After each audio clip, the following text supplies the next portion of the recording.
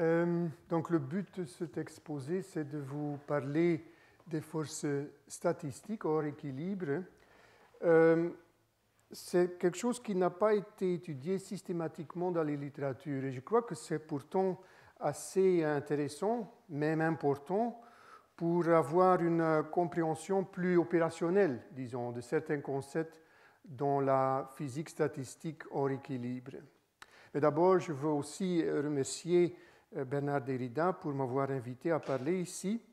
Et il faut aussi dire que ces forces statistiques, c'est un sujet qui n'est pas très, très populaire dans, disons, la littérature de la physique.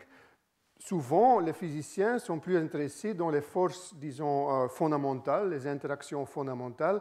Et ici, il s'agit vraiment d'une force qui est causée par le grand nombre de particules. C'est un peu la force du bruit.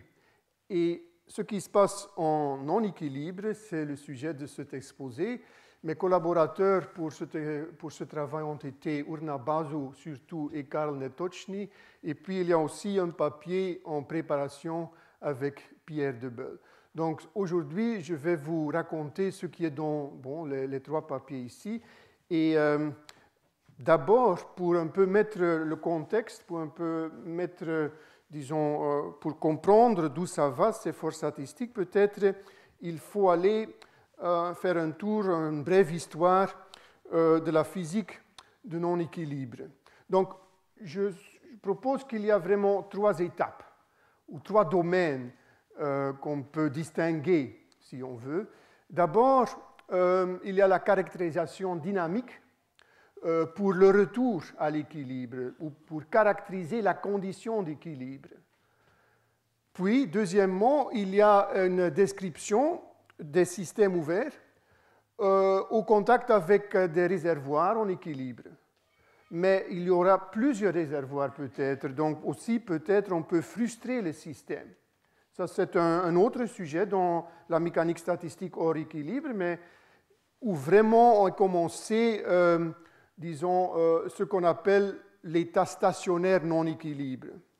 Et puis aussi, je suggère qu'il y a une troisième étape, c'est vraiment de comprendre ou d'essayer d'étudier les systèmes, peut-être des sondes, des particules, qui sont en contact avec des réservoirs hors équilibre. Donc, à ce stage, à cette étape, on ne considère plus les réservoirs ou les bassins en équilibre, mais on a des réservoirs ou des milieux en non-équilibre. Mais je vais m'expliquer maintenant un peu plus en détail. D'abord, il y avait cette caractérisation dynamique de la condition équilibre. Là, c'est vraiment le rôle principal de ce qu'on appelle les potentiels thermodynamiques.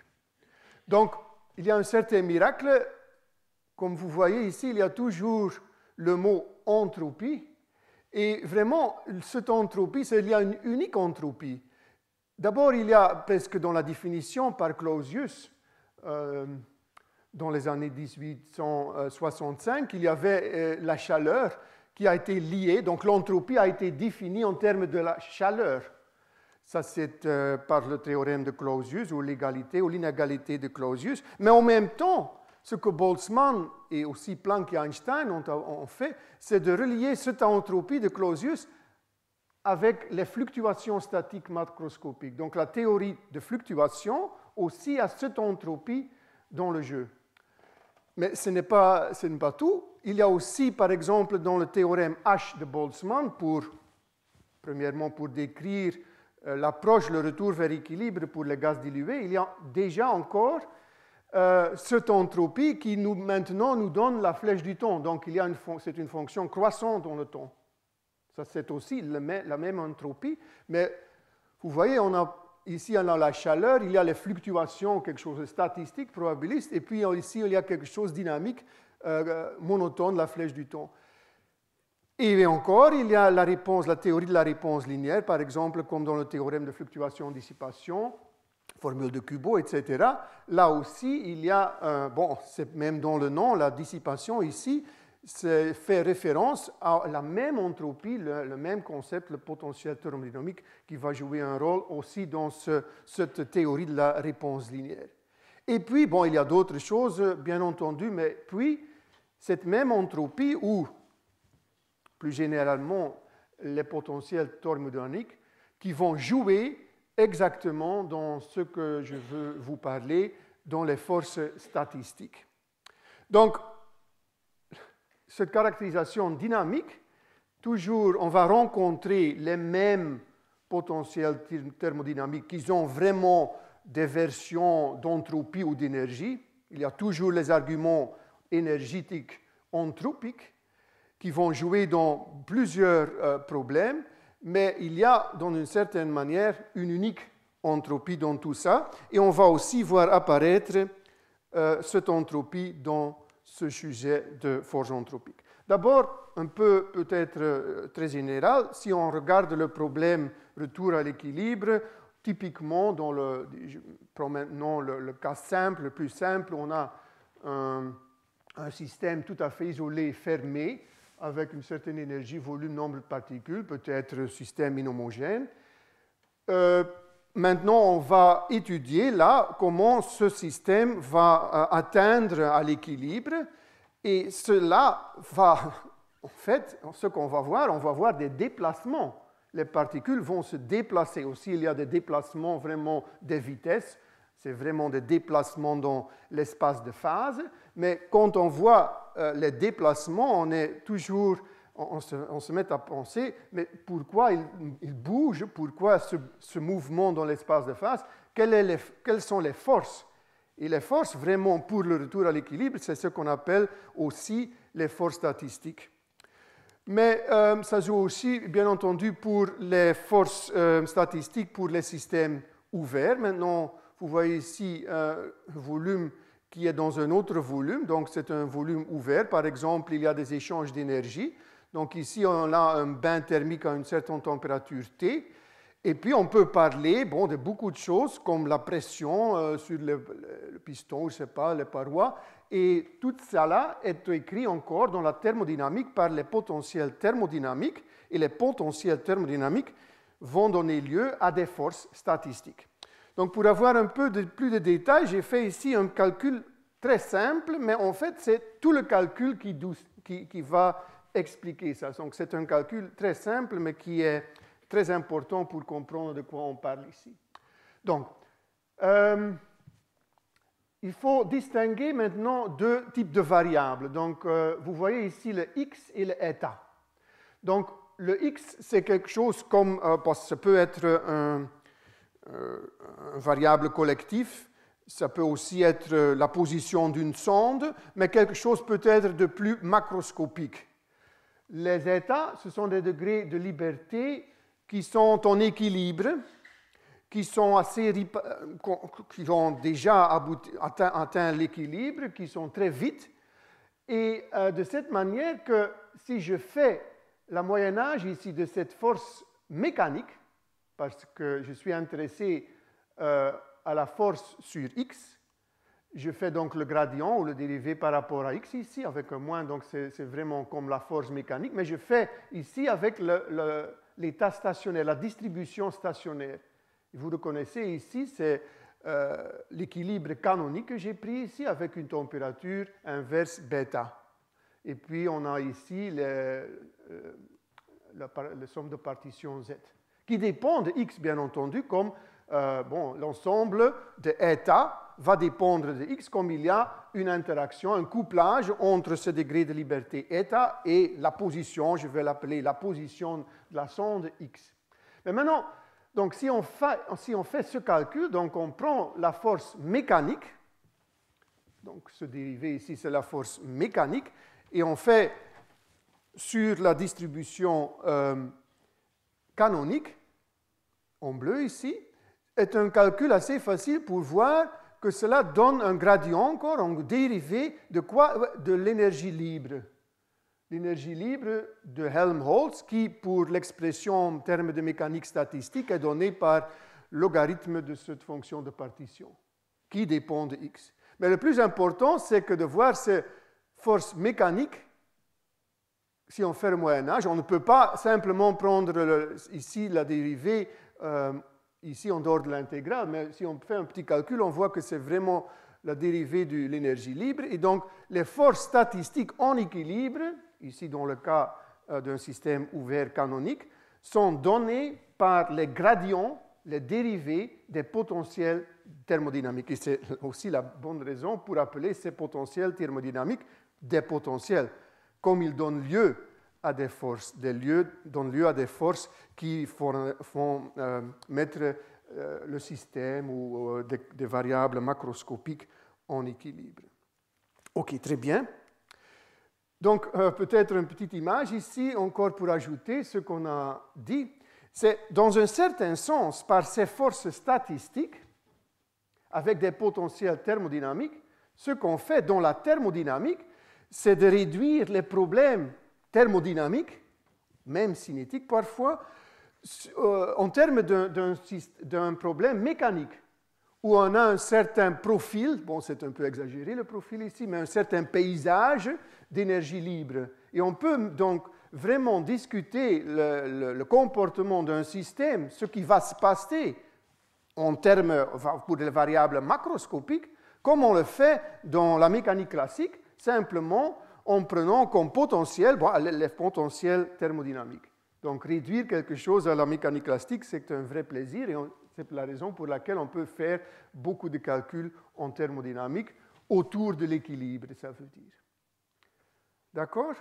Donc la question, peut-être encore une illustration plus quantitative, il y a plein d'équations qu'on connaît dans l'hydrodynamique ou pour discuter, par exemple, la ségrégation des phases, comme l'équation de Cahn-Hilliard, qui sont vraiment des équations, comme vous voyez ici, pour la concentration C, ici, pour 2 phases dans le temps, qui sont rien d'autre que de dire que cette évolution se joue comme qu'on appelle gradient flow. Ça veut dire on a une évolution comme dans la mécanique classique, mais où le potentiel, c'est le potentiel thermodynamique. Ici, le potentiel est écrit ici comme énergie libre. D'accord? Donc, cela est très utile et on utilise ça pour comprendre tas de choses pour, par exemple, le comportement thermodynamique de systèmes comme pour la ségrégation des phases. OK. OK, peut-être aussi une autre illustration qui est assez connue.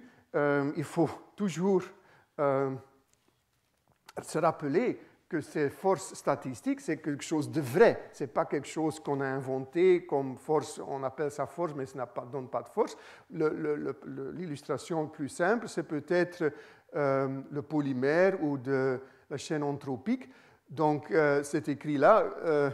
Donc, on a bien plus de configurations quand le système est court que lorsque le système est étiré. Donc, c'est un argument entropique. Et la tendance statistique à retourner vers un état d'entropie maximale se traduit alors en une force macroscopique, c'est-à-dire la force élastique comme une force entropique. Bon, c'est un des exemples mieux connus. Mais il y a d'autres exemples, comme par exemple les forces Casimir ou l'osmose, etc., etc. OK, très bien. Maintenant, cela, c'était toujours un peu autour de ce premier point que j'ai appelé une première étape, peut-être. C'était un peu comment vraiment comprendre, décrire ou donner une caractérisation dynamique de l'équilibre. Maintenant, on va aller à cette deuxième étape, on va considérer encore des systèmes ouverts, mais maintenant, ces systèmes ouverts sont liés à plusieurs réservoirs. Et en fait, les réservoirs peuvent être différents. Ça veut dire que, par exemple ici, on a un solide qui est en contact avec un grand réservoir que je n'ai pas dessiné ici, avec une thermique avec une certaine température qui n'est pas élevée, qui est basse, et puis ici, il y a quelque chose à une autre température. Et ce qu'on va avoir, et c'est ça la flèche, on va avoir un flow, un courant d'énergie ou de chaleur dans ce tuyau, disons, dans ce métal. Et encore, c'est un vrai courant d'énergie, mais un vrai courant qui est donc, où la force pour avoir ce courant est donnée par la différence des températures, typiquement. C'est une force, d'une certaine manière, c'est une force thermodynamique qui se réduit à ce que j'ai dit pour l'équilibre, mais c'est une force qui est liée à la différence des températures. De même, si ici, par exemple, on a deux réservoirs maintenant chimiques peut-être, avec une différence de potentiel chimique. Donc ici, on a une différence de température. Peut-être on peut aussi, pour le transport à travers une membrane cellulaire, par exemple, où il y a une différence de concentration de potentiel chimique pour différents composants chimiques. Et on va avoir encore un courant qui est directement lié à la différence de potentiel chimique. Donc aussi, il faut bien comprendre qu'il joue maintenant quelque chose d'anthropique dans ces considérations. C'est quoi? Mais, par exemple, pour deviner la direction de ce courant, ici ou là, ce qu'on fait typiquement, il y a quelque chose qui marche de ça, c'est de demander que la production d'entropie soit positive. Et si on fait ça, on va dériver la direction de ce courant. Donc il y a des règles, c'est le jeu de la thermodynamique pour comprendre le courant, la direction, les forces et tout ça. OK.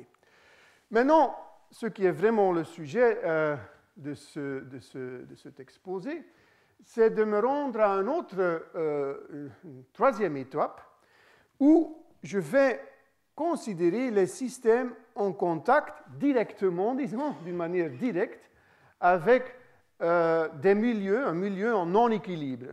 Bon, dans un certain sens, ce système ici est aussi en contact avec un milieu hors équilibre parce qu'il y a deux températures, à droite et à gauche. Mais ils sont bien séparés. Et on peut regarder, comme l'interaction est locale, que ce que les particules en interaction font ici, c'est assez indépendant de ce que les particules vont faire ici. Donc, il y a des échelles de temps, il y a des différences spatialement qui vont être importantes pour la description de ce phénomène et qui vont être un peu différents de ce que j'ai en tête ici et peut-être qu'on peut voir ici dans cette caricature. Donc, de quoi il s'agit? Eh bien, maintenant, je vous propose de regarder ici, dans un certain sens, trois niveaux ou trois types de particules. Peut-être d'abord ici, la plus grande particule, c'est ce que je vais appeler la sonde, mais on peut aussi imaginer encore que c'est peut-être une variable collective macroscopique, ou peut-être c'est même pas une particule vraiment, mais peut-être c'est le mur, quelque chose comme ça, du volume. Donc il y a ça, il y a la probe ou la sonde ici, qui est lente. Donc il y aura une séparation d'échelle de temps, et cette sonde ne va pas bouger beaucoup. La position, ça va être noté par X, comme je faisais avant. Puis il y a les particules ici qui sont en vert. Donc c'est une caricature pour expliquer un peu le setup de ce que je vais parler. Donc les particules ici, avec les flèches, ça veut dire qu'ils sont des particules, plusieurs possibilités. Ça peut par exemple être des particules actives, des browniens actifs. Je vais un peu expliquer plus tard ce que je veux dire avec ça, mais il faut imaginer peut-être qu'ils ont un petit moteur, donc ils ont autopropulsion, ou peut-être ils n'ont pas un moteur, mais peut-être ils sont des particules qui sont ici en contact avec différents réservoirs. Ou peut-être ce sont des particules où on a des forces rotationnelles, non conservatives.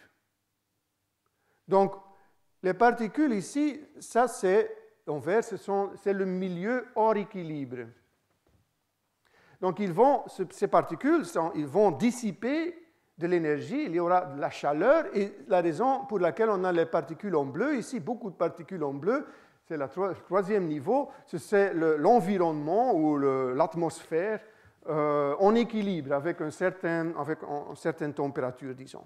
Donc on a peut-être l'air ou de l'eau, je ne sais pas quoi, qui est autour de tout, qui est en équilibre, qu'un réservoir tout à fait macroscopique pour dissiper, pour recevoir toute l'énergie, la chaleur qui est donnée par les particules hors équilibre, qui sont actives, qui sont poussées par un champ électrique et tout ça. Et puis, troisièmement, il y a la sonde ici, en gris. D'accord? Donc, il y a ces trois niveaux. Et bon, il y a un couplage. Il y a des interactions. Et ce que je vais considérer, c'est vraiment, je vais me concentrer sur l'interaction entre les particules hors équilibre et ma sonde ici. Et là, je veux comprendre ou je veux dire quelque chose sur ce qu'on appelle maintenant les forces statistiques hors équilibre. D'accord? Et les particules en bleu, donc le réservoir thermique autour, l'environnement autour qui est en équilibre, je ne vais pas parler beaucoup de ça, mais je vais représenter ça d'une manière classique, comme par exemple, comme dans les équations de Langevin, un certain bruit va être donné pour recevoir tout ce qui se passe entre le vert et le gris ici. OK. Mais donc, important aussi de voir qu'il y a beaucoup de choses qu'on peut dire, c'est assez compliqué, mais la première chose qu'on peut faire, c'est de regarder une séparation d'échelle de temps infinie.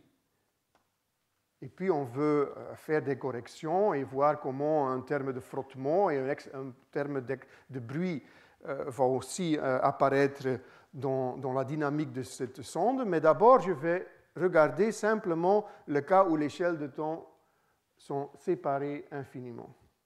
OK. Bon, un autre exemple peut-être pour avoir quelque chose d'autre, pour s'imaginer quelque chose d'autre, c'est ici.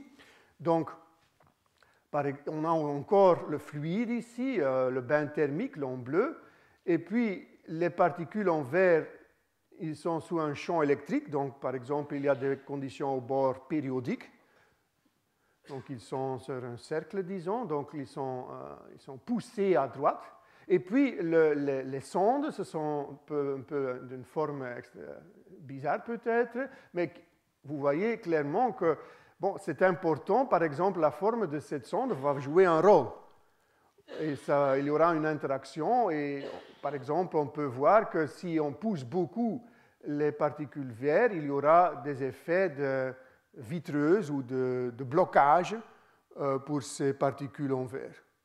D'accord? Mais bon, c'est simplement comme illustration pour avoir une certaine image pour l'instant. OK, donc peut-être c'est le moment aussi de donner un exemple théorique, vraiment théorique ou mathématique même, de ce qu'on peut prendre comme des browniens actifs ou des particules actives.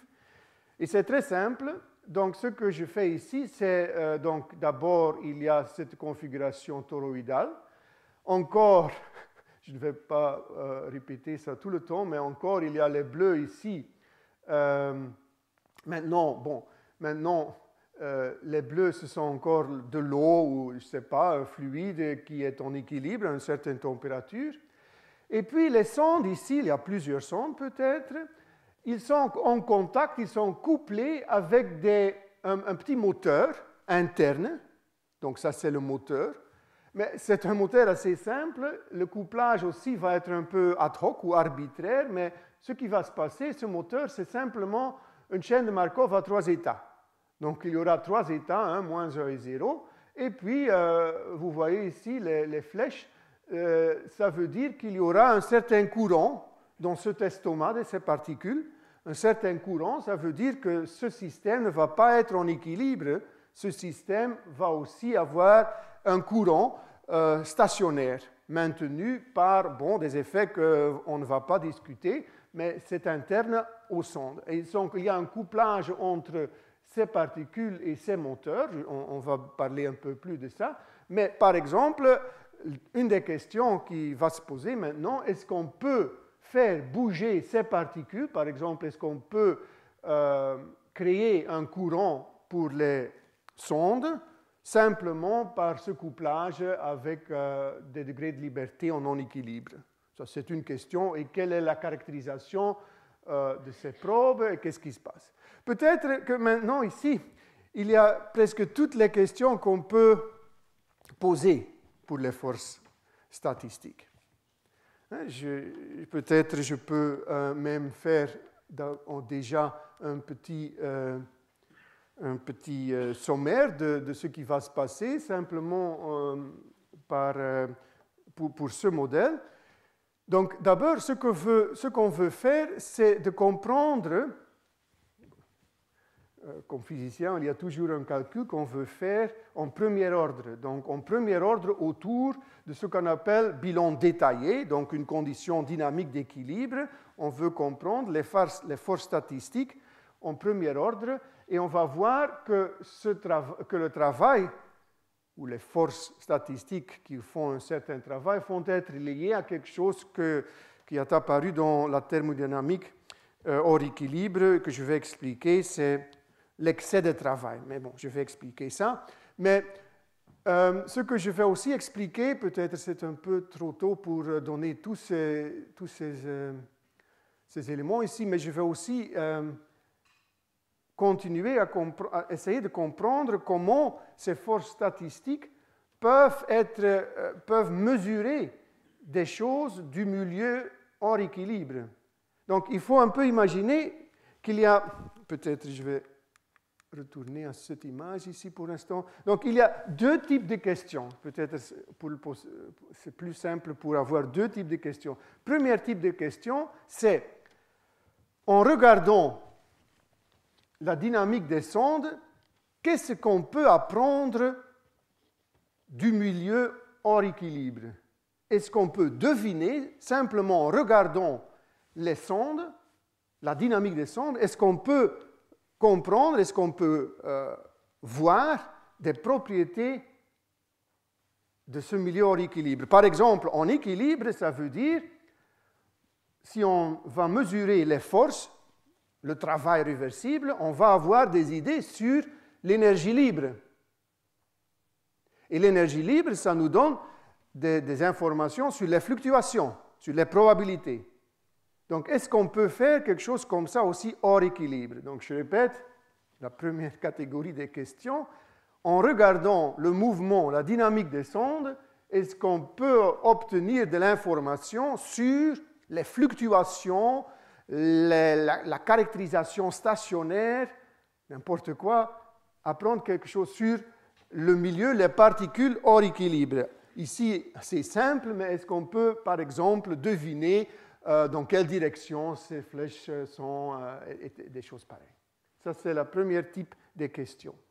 Deuxième type de question, c'est de voir pour un certain nombre, pour un milieu qui est donné hors équilibre, quelle est vraiment la dynamique de ces sondes.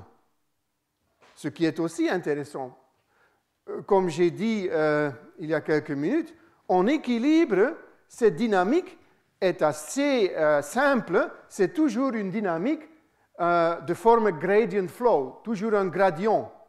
Donc, par exemple, en équilibre, on n'aura pas vraiment des oscillations, on n'aura pas des courants. Donc, peut-être ici, il y a des choses simplement pour la dynamique de ces sondes qui est plus intéressant.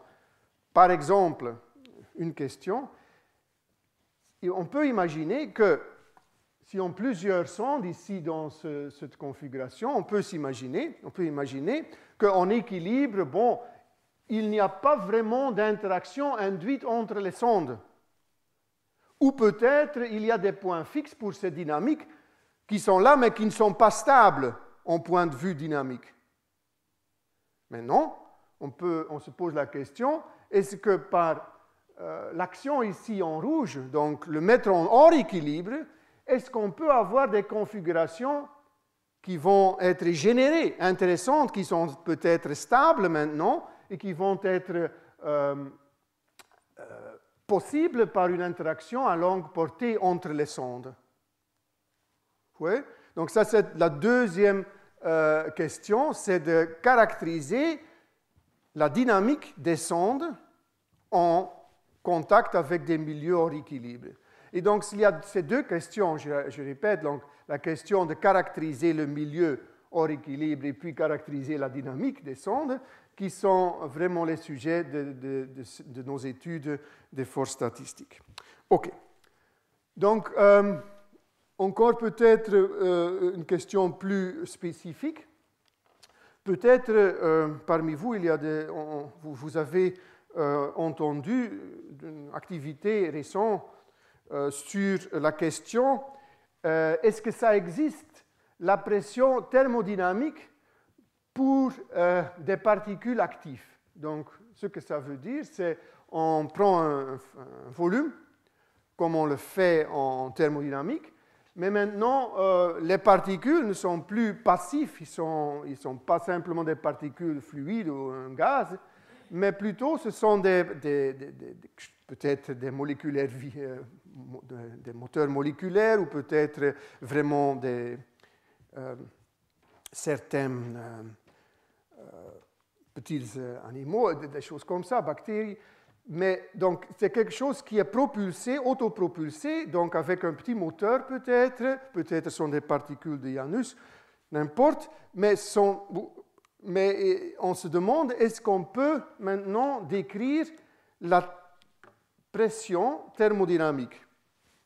Et donc, il y aura beaucoup de travail avec beaucoup de modèles. Bon, je ne vais pas expliquer, je ne vais pas entrer dans les détails pour expliquer ce qui se passe ici, mais vous voyez ici une équation de type Fokker-Planck ou de Smoluchowski plutôt, c'est de Smoluchowski plutôt, où on voit l'évolution de la distribution de probabilité.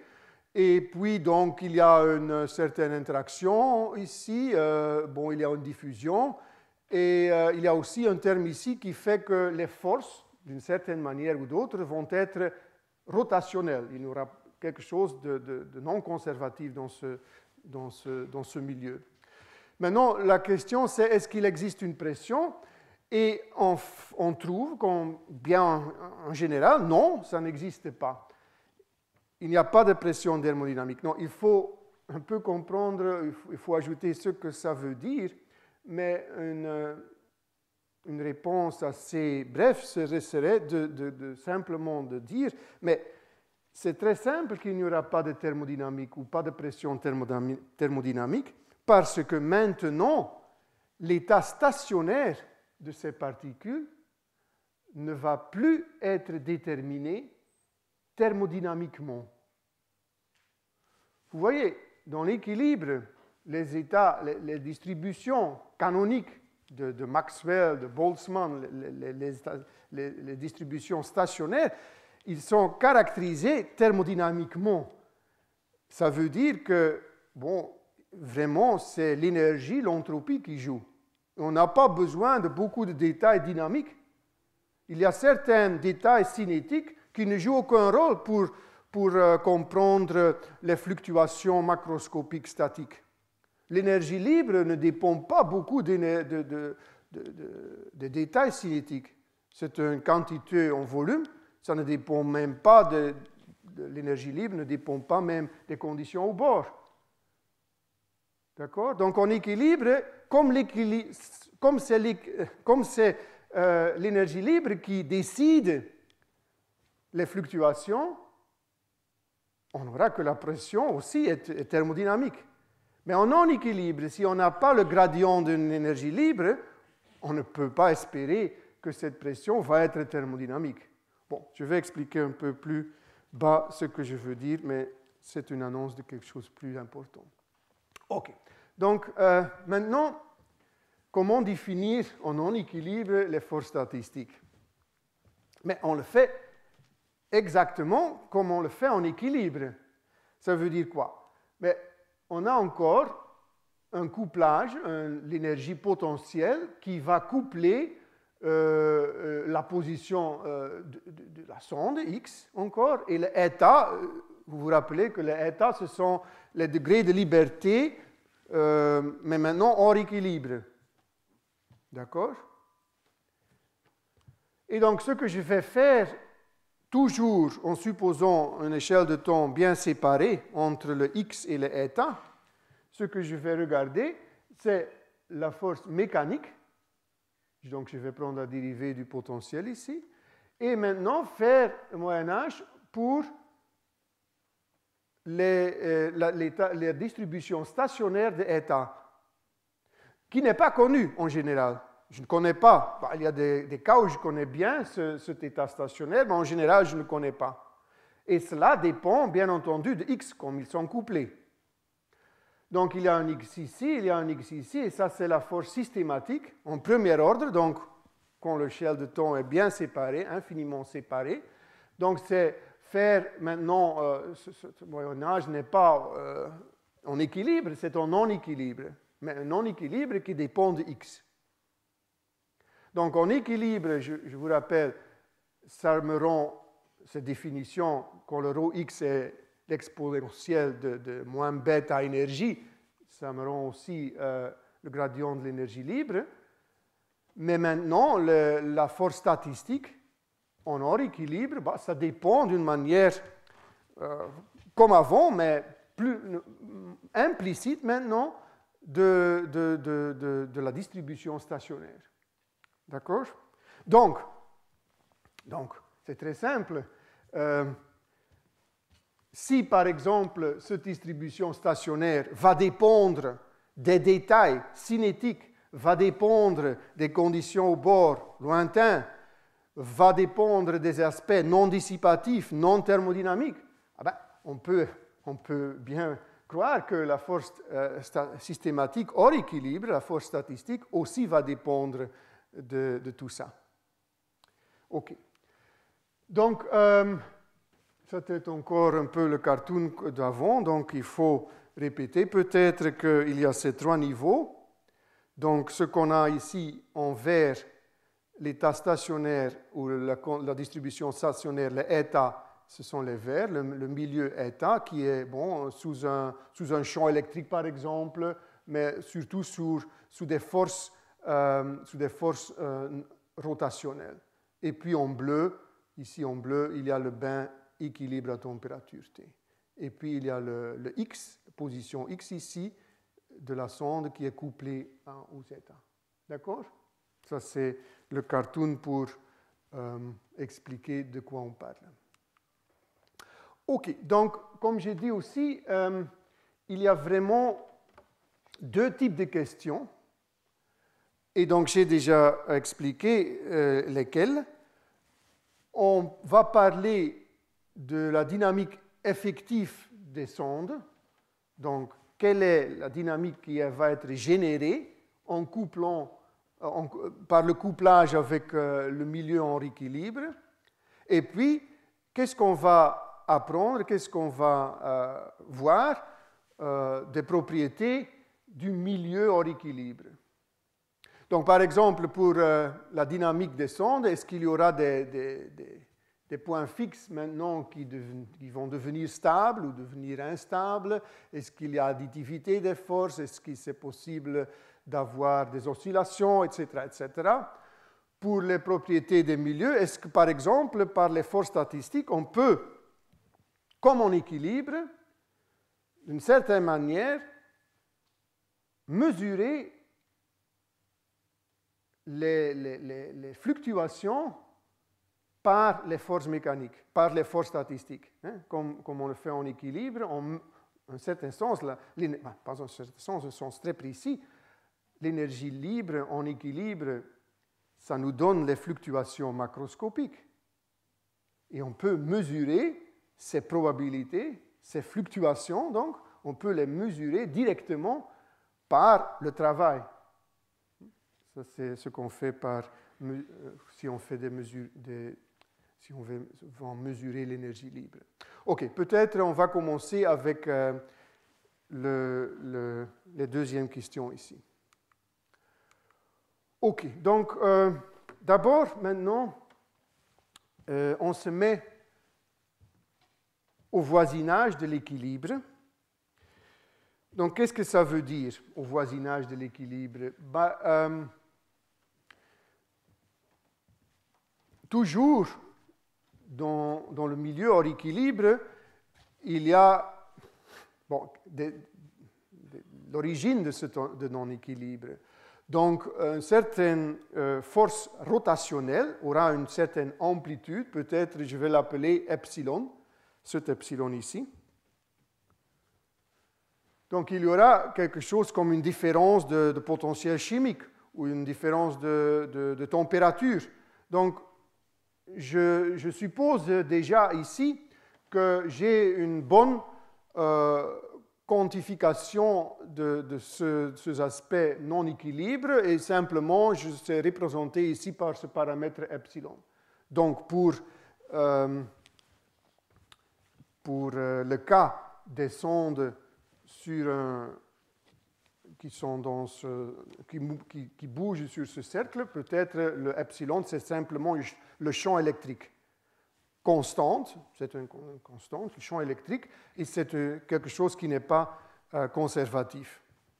Donc, le epsilon, c'est petit et ça nous donne, disons, une distance par rapport à l'équilibre. Et on se met maintenant au voisinage de l'équilibre et on est intéressé, c'est quoi cette force statistique au premier ordre? Donc, en ordre linéaire. Bon, nous étions surpris de voir que cela n'a pas été calculé avant, mais si on fait le calcul, on trouve quelque chose qui est assez intéressant. Pourquoi? Parce que ce qu'on trouve, c'est que en premier ordre, donc c'est le G1 ici, donc il y a d'abord toujours, peut-être ce n'est pas bien indiqué ici, il y a toujours, en zéro ordre, donc il y a pour epsilon égal à 0, il y a toujours le gradient de l'énergie libre, mais puis il y a la correction. Et la correction, en ordre linéaire, on appelle ça le G1, donc c'est la force statistique hors équilibre, la première correction de non-équilibre. Et ce qu'on trouve, c'est que le travail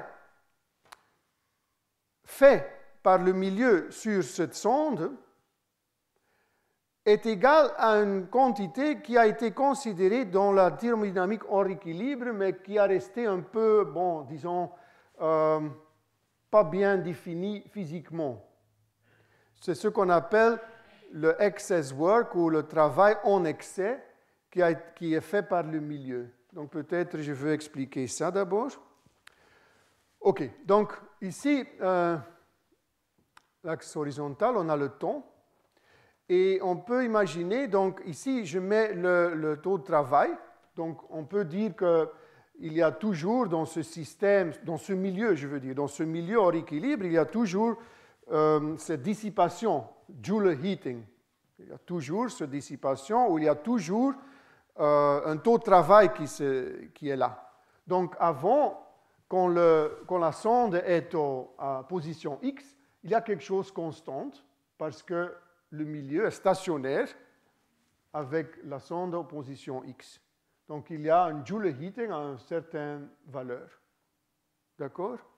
Et puis, ce qu'on fait au temps zéro, c'est de bouger la sonde de X vers X plus dx. Donc, un petit peu, bouger un petit peu.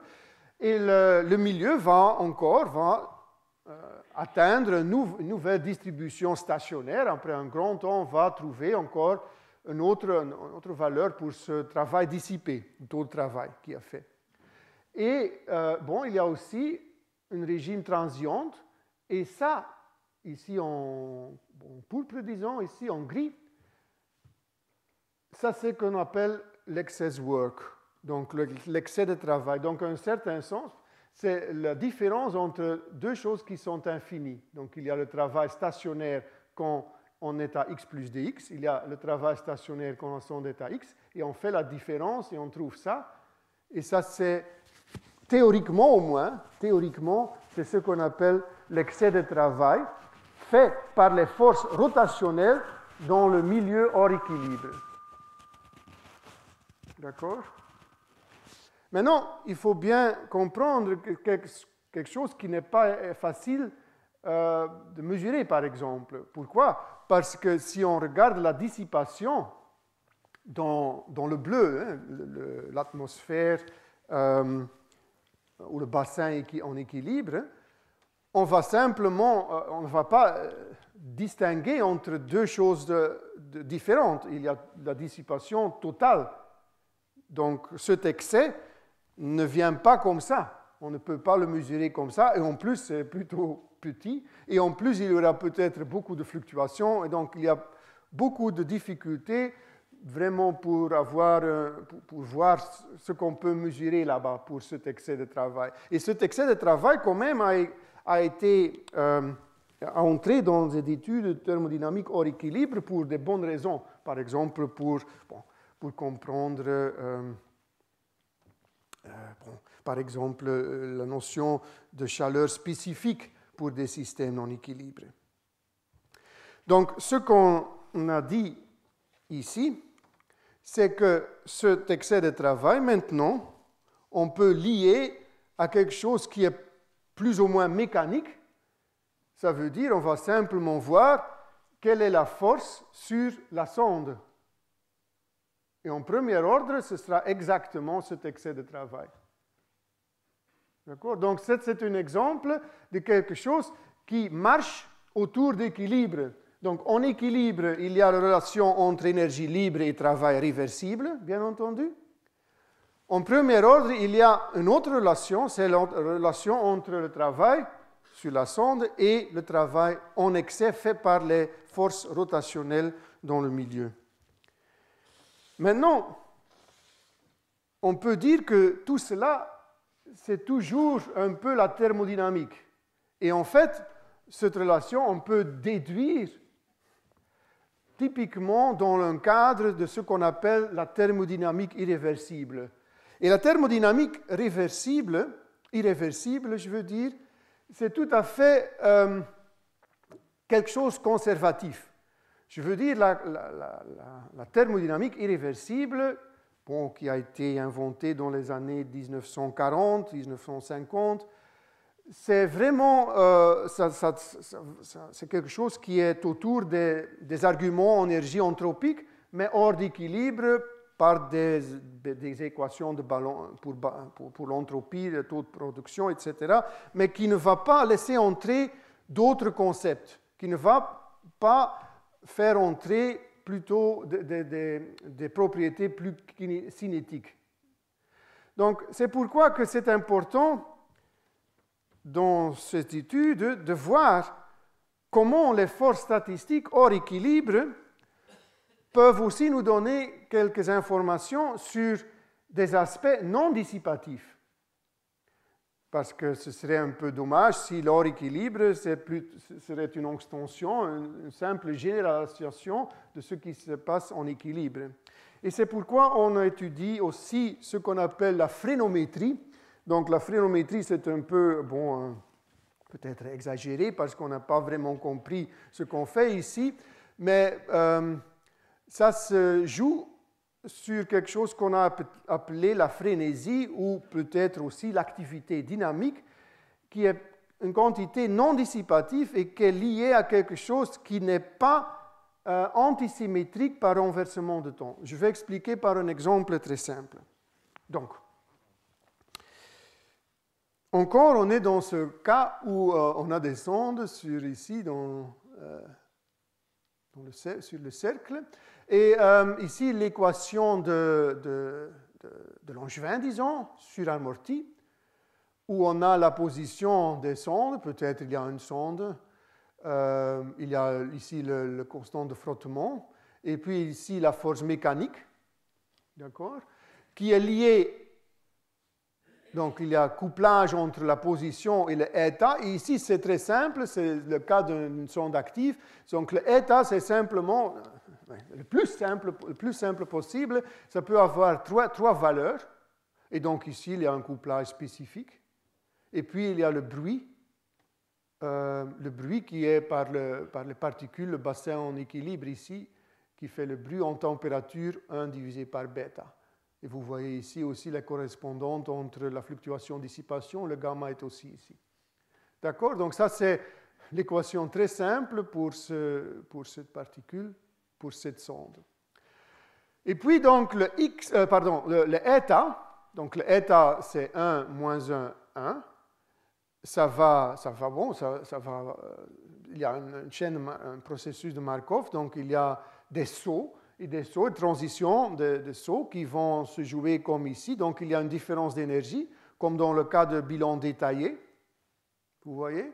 Et puis, il y a quelque chose, S eta eta prime, qui est plus compliqué qui est beaucoup moins compliqué que ça. Ça veut dire que c'est égal à epsilon si ça va dans cette direction et égal à moins epsilon si ça va dans l'autre direction. D'accord? Donc, c'est ça qui fait que ce état, c'est un degré de liberté non équilibre. D'accord?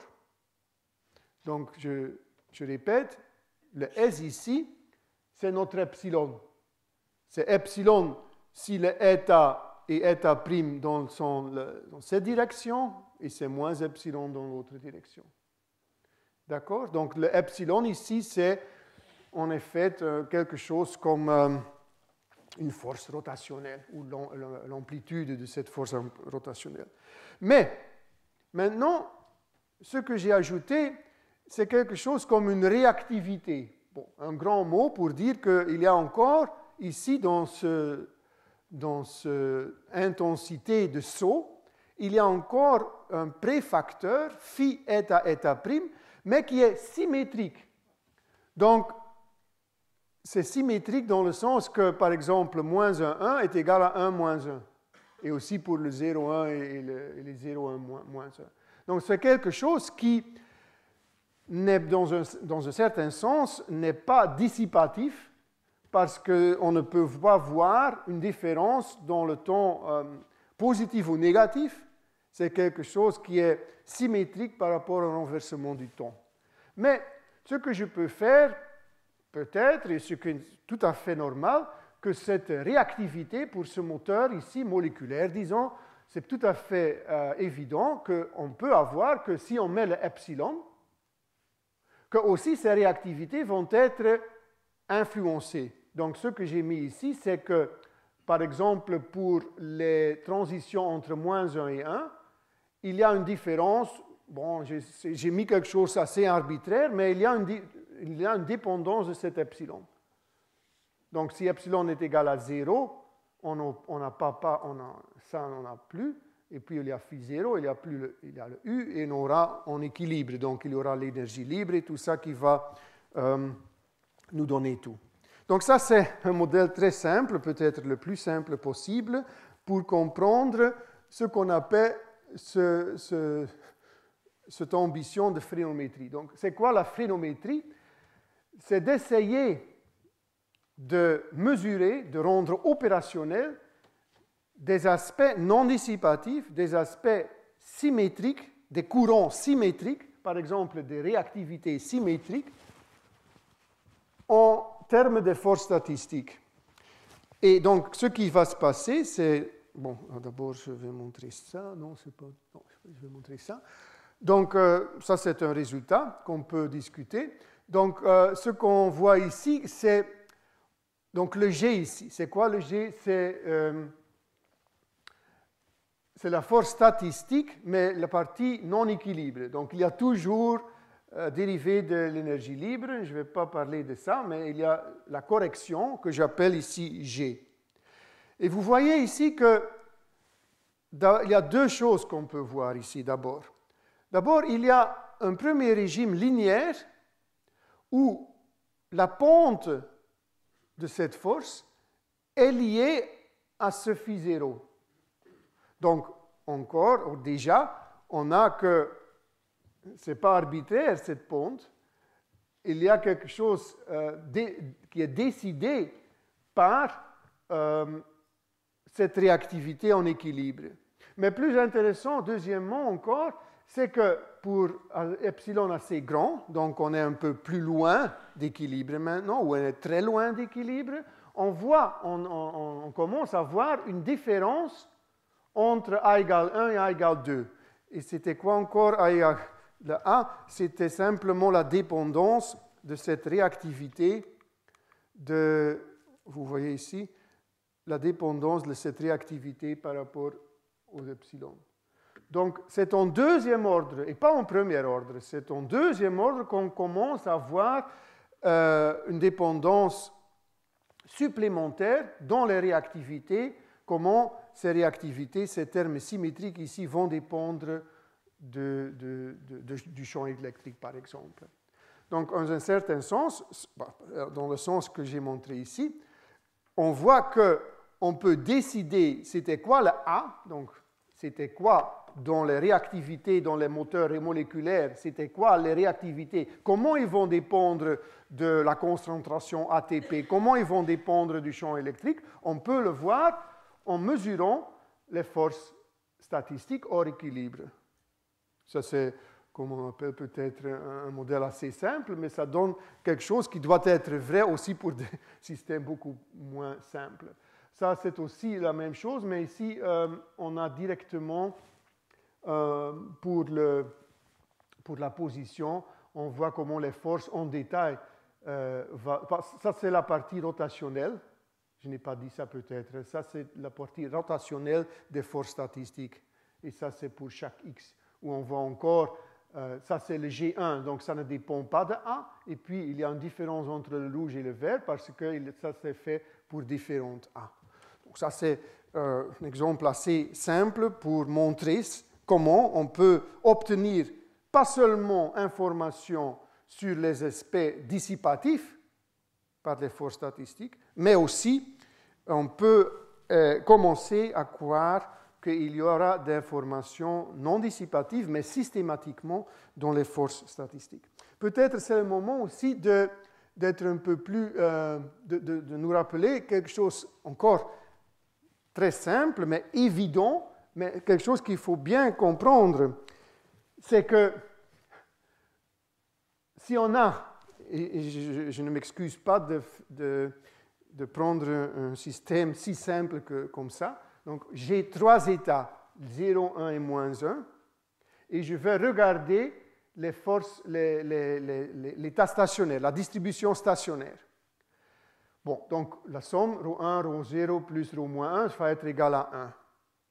Maintenant, je prends un epsilon, ça c'est le paramètre de non-équilibre, donc en 0 on a équilibre, et ce que je fais maintenant, c'est pas modifier l'aspect dissipatif, mais je vais simplement modifier les réactivités.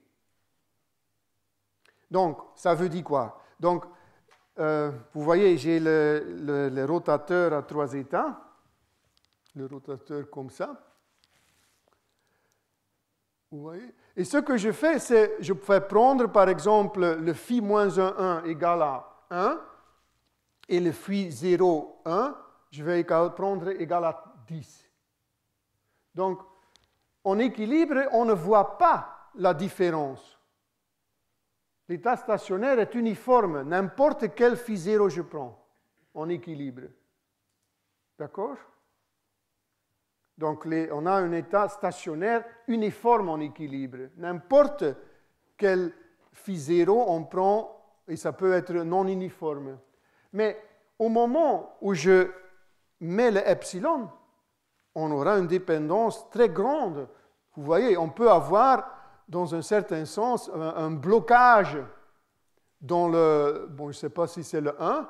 Le 1 va prendre tout le poids et les autres n'ont presque pas de poids. Simplement par l'aspect non-équilibre, mais qui n'est pas vraiment le résultat... Bon, c'est aussi le résultat d'augmenter l'epsilon, mais c'est surtout causé, c'est surtout l'effet de ces modifications des aspects de réactivité. Pourquoi je dis ça? Parce que il y a toujours, et maintenant aussi, beaucoup de travail qui nous disent, par exemple pour la biologie ou pour l'adaptabilité ou je ne sais pas quoi, qu'il faut d'une certaine manière partir de l'idée qu'un succès dans la biologie, une bonne adaptation et tout ça, c'est lié à une grande dissipation.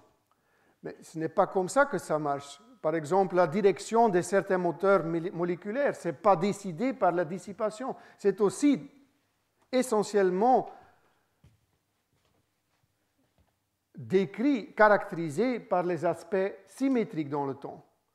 Et donc, c'est peut-être bon d'avoir un autre cartoon, une autre image pour expliquer ça. C'est ça que j'ai essayé ici. Vous voyez, typiquement, si on regarde, si on étudie le problème d'atteindre l'équilibre. On prend typiquement l'espace de phase ici, comme a fait Boltzmann, et puis il y a tous ces endroits ici. Ça correspond à des endroits où on a une condition non équilibre. Par exemple, on prend toujours les particules dans cet auditoire et on les met dans un coin. Donc ça, c'est on se met dans l'espace de phase très petite, dans un coin aussi de l'espace de phase, qui est vraiment pas typique.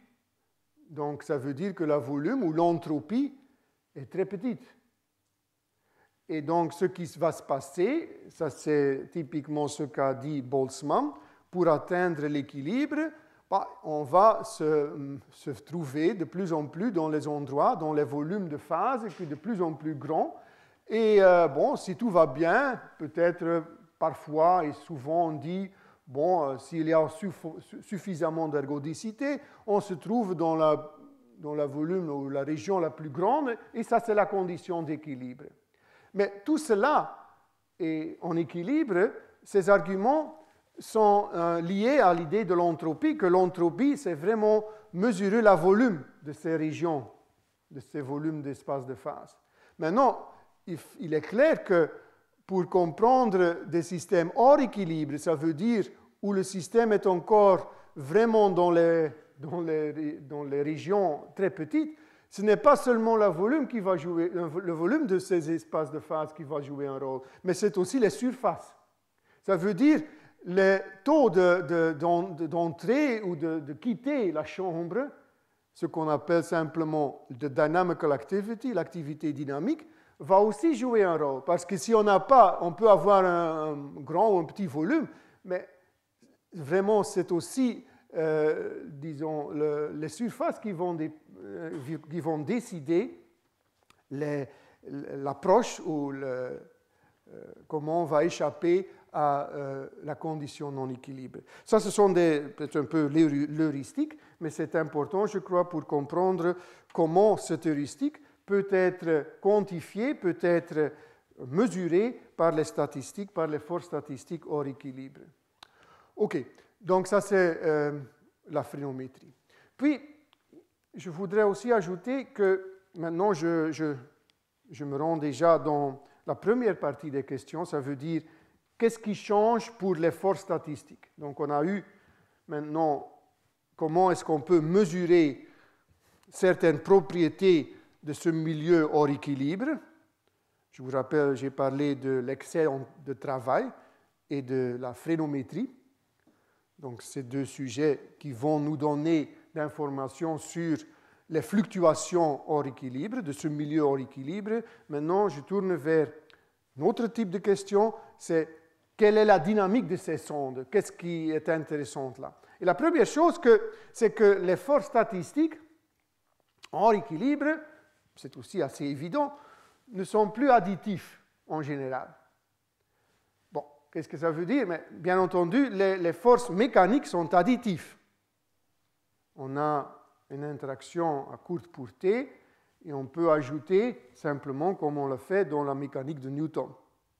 Mais maintenant, si on fait le calcul en équilibre, et par exemple, on prend maintenant une particule ici, on couple en contact avec deux bains en non-équilibre, ce qu'on va voir qu'on ne peut pas simplement ajouter les forces.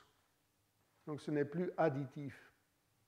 Ce n'est pas très difficile pour comprendre ça. Une façon de comprendre ça, qui n'est pas la bonne, mais je vais le dire, c'est simplement de comprendre s'il y a un courant dans un système.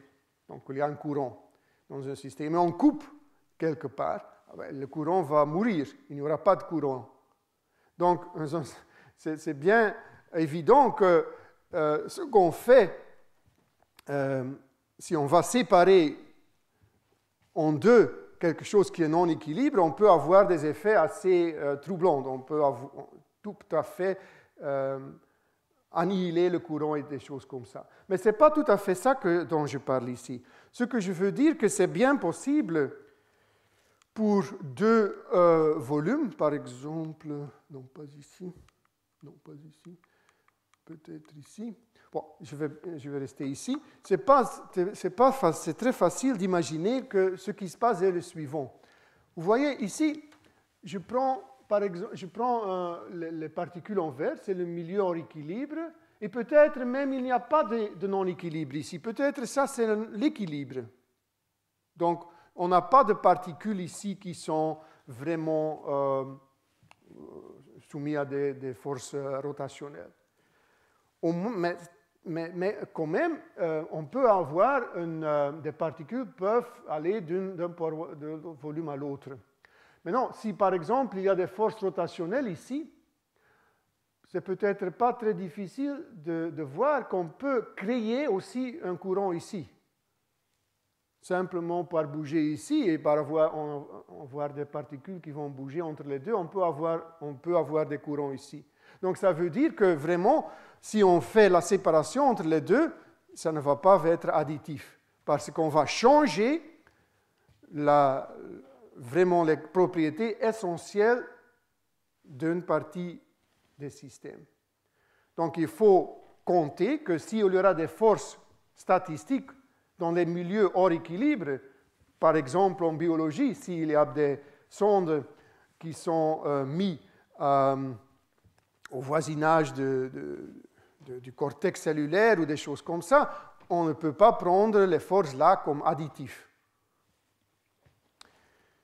Bon.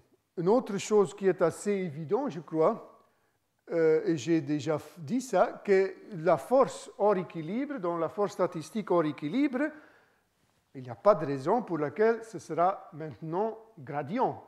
Donc on aura la possibilité d'avoir des oscillations. On va avoir la possibilité, en effet, de faire tourner les particules autour de ce cercle-là, simplement en le couplant par des degrés de liberté internes. Donc on peut coupler les degrés de liberté internes et ça va donner lieu à des courants macroscopiques spatialement. Donc, je ne vais pas peut-être parler de cette analyse, mais quelque chose pour quantifier aussi le caractère non gradient de cette force, c'est d'aller à ce qu'on appelle le stiffness et de voir comment les relations de Maxwell vont être violées par le non-équilibre. Bon, je ne vais pas donner les détails maintenant de ce calcul, mais peut-être simplement pour retourner à ce que j'ai dit de phrénométrie, on va faire ce calcul et on va voir que violer les équations de Maxwell, les relations de Maxwell, c'est toujours une certaine symétrie. Et cette symétrie, vous vous rappelez en thermodynamique, cette symétrie pour les relations de Maxwell, ça vient vraiment par la présence du potentiel thermodynamique. Et c'est vraiment une expression de fait qu'on peut échanger les deux dérivés. Ça, c'est les relations de Maxwell. Mais quand les forces ne sont plus conservatives, on n'aura plus les équations ou les relations de Maxwell, et donc on a une correction par rapport à ces équations de Maxwell. Et ce qui est intéressant, c'est que la correction est donnée, mais ok, ici je ne vais pas entrer dans les détails, mais ces corrections encore sont données par un couplage, dans le sens de corrélation, entre, le S c'est l'entropie, et le D, ça c'est l'activité dynamique. Donc l'entropie, c'est quelque chose qui est dissipatif, qui est lié ici à la chaleur, et l'activité dynamique, c'est un courant symétrique, c'est lié aux réactivités et tout ça, mais qui sont des aspects non dissipatifs. Et si vous regardez bien, vous allez voir que cette violation des relations de Maxwell est donnée par un volume, donc c'est vraiment ici ce qu'on a un produit extérieur entre l'entropie et l'activité dynamique qui va donc donner cette correction et va donner le caractère non gradient de cette probe, de cette dynamique. OK. Puis, je vais finir par... je vais parler maintenant de quelque chose qui est aussi, je crois, intéressant, c'est de voir comment un milieu hors équilibre peut stabiliser un point fixe pour la dynamique. Donc, peut-être, bon, il y a beaucoup d'exemples dans la littérature. Peut-être je peux vous rappeler l'exemple du pendule inverté. Donc, par exemple, bon, je ne vois pas de pendule ici, mais donc, si on prend le pendule de Kapitsa, ça s'appelle aussi, on peut le stabiliser en ajoutant une force qui dépend du temps. Si on va bouger, on va osciller beaucoup ce point, on peut stabiliser ce pendule inverté. Maintenant, on peut se poser la question, est-ce qu'on peut aussi stabiliser certains points fixes pour la dynamique des sondes par le couplage avec le hors équilibre? Maintenant, un exemple simple peut peut-être expliquer ça. Donc, ce que je fais, c'est encore le setup comme avant. Donc, le bleu, c'est toujours l'environnement, l'atmosphère, je ne sais pas quoi, en équilibre. Puis, il y a les sondes, ici une sonde. Et puis, le vert sont les particules vertes. Et ils sont en rotation. Donc, ça, c'est les flèches rouges qui sont en rotation. Mais il y a aussi un self-potential pour les particules qui est d'une façon d'un chapeau mexicain, disons. Donc, ça veut dire qu'ici, à l'origine, c'est instable, c'est un point stable, et puis il y a ici stable, et puis il y a, disons, ce potentiel va à l'infini à un certain moment. Et l'interaction entre la sonde et les particules poussées, c'est short range avec un certain paramètre sigma. D'accord? Donc, on est dans deux dimensions.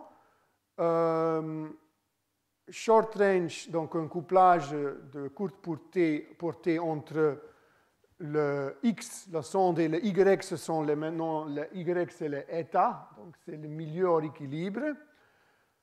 Short range interaction, et puis le Y ici, ils sont soumis à des forces rotationnelles. D'accord? Et puis le Y aussi vont avoir ce self-potential dans la forme d'un chapeau mexicain. OK, donc ça c'est ici l'équation, la dynamique ici. Donc pour le Y, le milieu hors équilibre, il y a le potentiel qui est la force mécanique, disons, de courte portée, et puis il y a le U0, ça c'est le potentiel, le self-energy, donc le potentiel comme dans la forme de chapeau mexicain, et puis il y a la force rotationnelle, et puis il y a le bruit.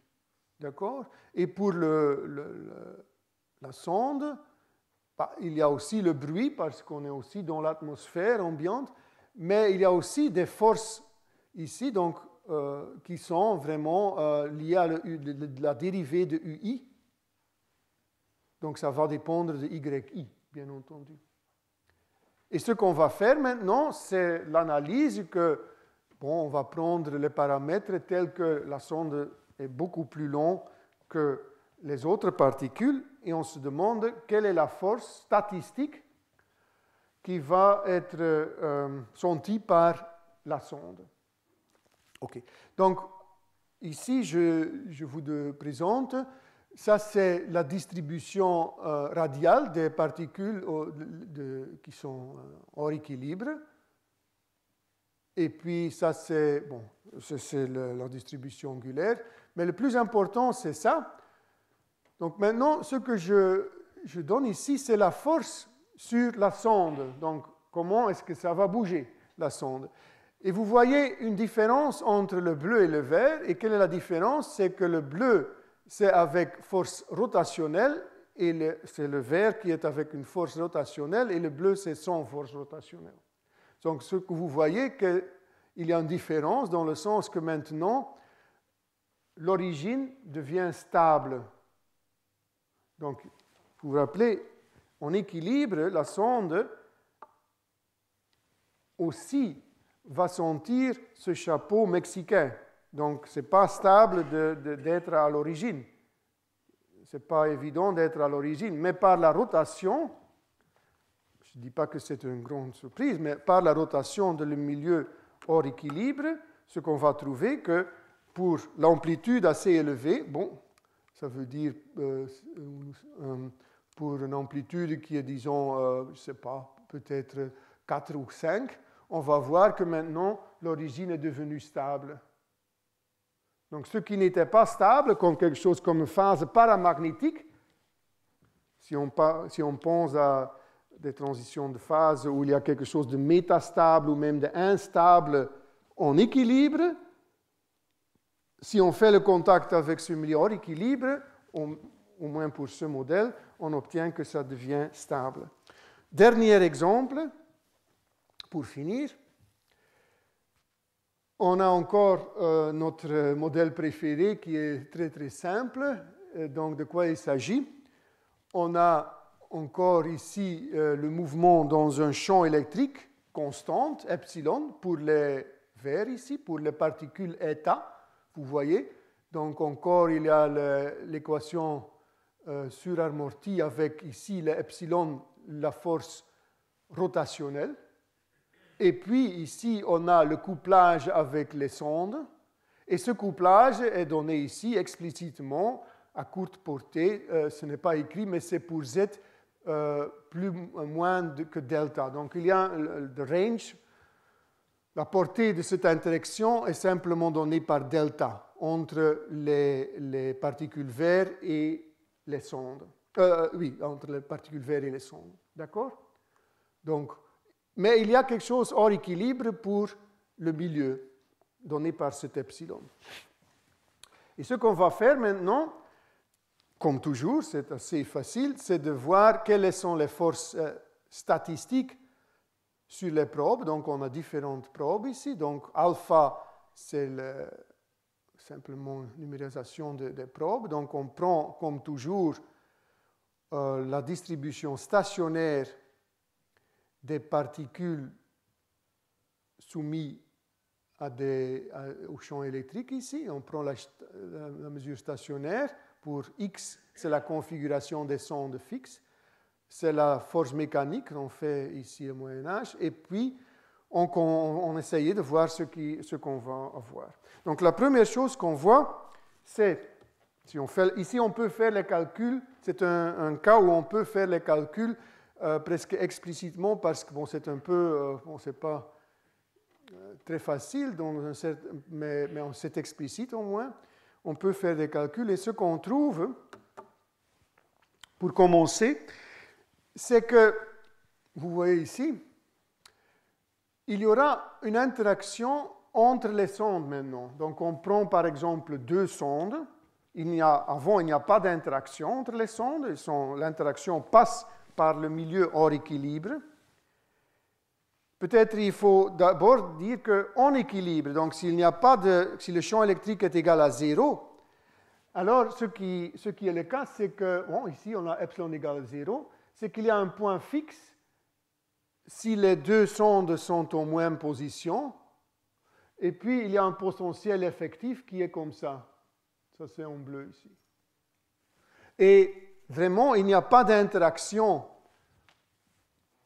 entre, je crois ici, ça doit être que le delta est égal à 0,2.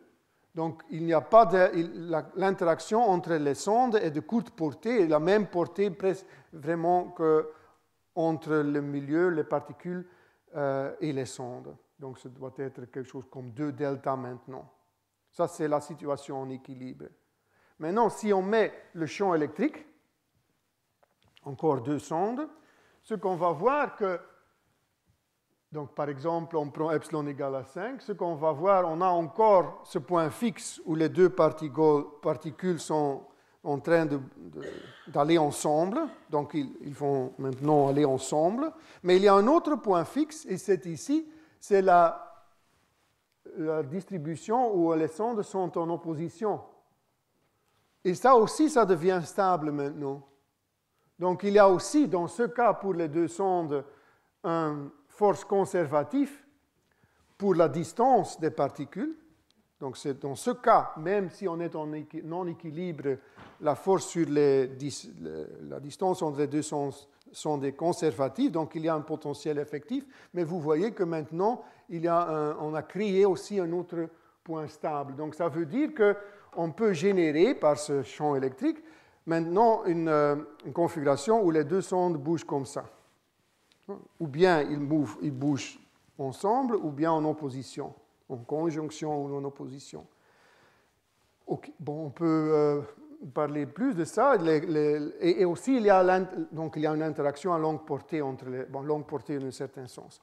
Mais ce qui est aussi important, ou même peut-être plutôt intéressant de voir, si on met maintenant 3, 4, 5, 6 sondes, on peut voir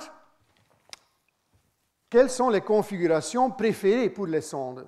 Je vous ai dit qu'avec 2 sondes, il y a 2 configurations vraiment, ensemble ou en opposition. Si on a 3 sondes ou si on a 4 sondes, on ne peut plus vraiment parler des forces mutuelles. Vous voyez, on ne peut pas vraiment, moi au moins je ne sais pas très bien comment définir les forces mutuelles entre les sondes, mais on peut toujours dire quelles sont les configurations préférées, quelles sont les configurations stables qui sont maintenant créées par le milieu hors équilibre. Et ce qui est amusant, c'est de voir, et ça sont des simulations numériques, c'est de voir comment on peut. Donc on va, par exemple, une des configurations qui va être préférée, que c'est les sondes vont faire un petit train, donc ils vont être ensemble, mais ils vont quand même faire un petit train. Et le wagon en arrière, ça va dépendre de l'interaction avec le milieu. Donc on peut avoir des interactions attractives ou répulsives, et ça va dépendre de l'amplitude de ces coefficients où on va trouver les sondes dans ce train. Bon, je n'ai pas le temps d'expliquer tout ça. Je crois que je veux finir ici. J'ai parlé déjà de plus d'1 heure. Donc, un petit sommaire il y a 2 choses. Il y a d'abord, peut-être par l'effort statistique, on peut essayer de comprendre les fluctuations de ce milieu hors équilibre. Et puis aussi, la dynamique des sondes va être modifiée d'une façon intéressante, par exemple par des aspects non additifs et de créer des phases stables qui n'étaient pas là en équilibre. Ok, je crois que je vais finir ici. Merci beaucoup.